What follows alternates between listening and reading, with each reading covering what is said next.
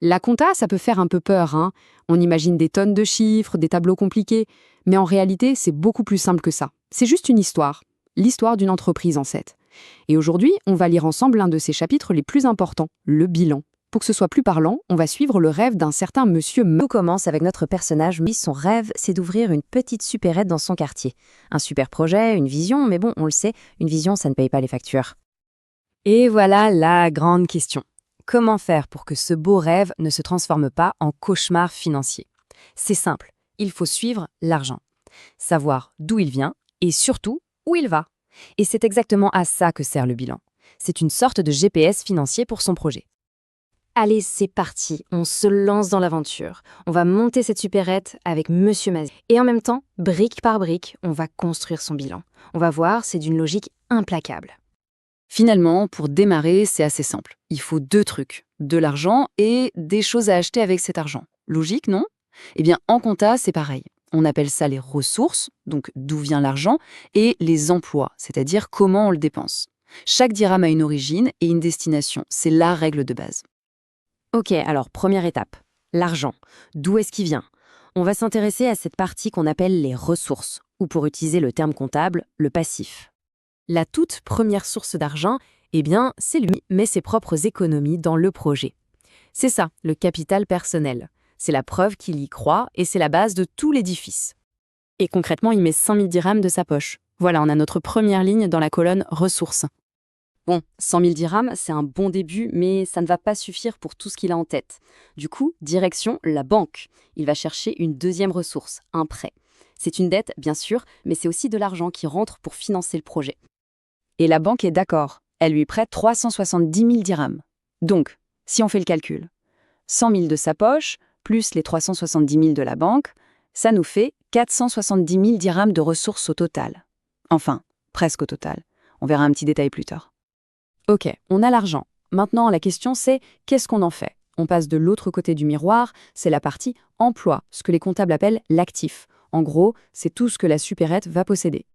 Et voilà où part l'argent. Il achète le local commercial, bien sûr, indispensable. Ensuite, un gros frigo pour garder les produits au frais, du mobilier comme des étagères, un comptoir, une voiture aussi, super pratique pour les livraisons. Il achète évidemment son tout premier stock de marchandises. Et le reste de l'argent? Eh bien, une partie va sur le compte en banque de l'entreprise et une autre reste en liquide dans la caisse pour les petites dépenses de tous les jours. Et maintenant, le moment un peu magique. On va prendre nos deux listes, celle de l'origine de l'argent et celle de son utilisation, et on va les mettre côte à côte dans un tableau. Et là, on va voir que tout s'emboîte parfaitement. Alors, pour utiliser les bons mots, à gauche, on a l'actif. C'est simple, c'est tout ce que la supérette possède. Le bâtiment, la voiture, le stock et même l'argent sur le compte. Et à droite, on a le passif. Ça, c'est tout ce que l'entreprise doit. Que ce soit à Monsieur Mazie lui-même, son capital, ou à la banque, le prêt. Et voici le fameux bilan. Le premier bilan de la supérette Mazie. Regardons ça de plus près. D'un côté, l'actif, tout ce qu'on a acheté, pour un total de 480 000 dirhams. De l'autre côté, le passif, d'où vient l'argent. Et hop, total 480 000 aussi. C'est parfait. Ah, tiens, il y a une petite nouveauté ici au passif. Dette fournisseur pour 10 000. C'est quoi ça? C'est tout simple. Ça veut dire que le premier stock de marchandises, Monsieur Mazie l'a pas payé tout de suite. Le fournisseur lui a fait crédit. C'est donc une sorte de ressource. Ça lui a permis d'avoir son stock sans décaisser d'argent immédiatement. Et ça, c'est la règle d'or, la loi absolue de la comptabilité. Total actif doit être égal au total passif. Toujours, tout le temps, sans aucune exception. Chaque dirham qui est employé quelque part à l'actif doit forcément venir de quelque part au passif. C'est cet équilibre parfait qui prouve que tout est en ordre. Mais attendez, ce n'est pas juste une liste en vrac. Il y a un ordre, une organisation très maligne derrière tout ça. Et la clé de cette organisation, c'est le temps. En fait, la logique est super simple. On classe les choses du plus durable au plus immédiat. Tout en haut du bilan, on met ce qui va rester longtemps dans l'entreprise, plus d'1 an. Côté actif, c'est le local, la voiture. Côté passif, c'est le capital ou le prêt qui sera remboursé sur des années. C'est le long terme. Ensuite, plus on descend, plus on arrive sur des choses qui bougent vite. Le court terme. Le stock, on espère bien le vendre en moins d'1 an. Pareil pour les dettes aux fournisseurs, il faut les payer rapidement. Et tout en bas de l'actif, on trouve le plus liquide, le plus immédiat. L'argent cash, disponible tout de suite. Et pourquoi on organise ça comme ça? Ce n'est pas juste pour faire joli. Ça permet de voir en un clin d'œil si l'entreprise est saine. Par exemple, on peut vérifier que les investissements à long terme, comme le local, sont bien financés par des ressources à long terme, comme le capital et l'emprunt. C'est un signe de bonne santé et de stabilité. Donc, si on devait résumer en une phrase, le bilan c'est quoi? C'est tout simplement une photo.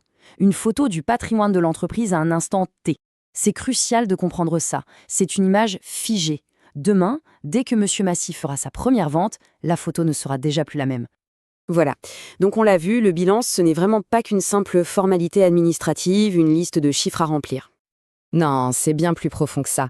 C'est vraiment, comme on le disait au début, l'histoire financière de l'entreprise. Chaque ligne de ce tableau raconte une décision qui a été prise. Un investissement par-ci, un emprunt par-là, c'est le résumé de toute la stratégie de l'entreprise à un moment donné. Alors la question finalement, c'est celle-ci. Le bilan qu'on vient de voir, c'est la photo du jour 1.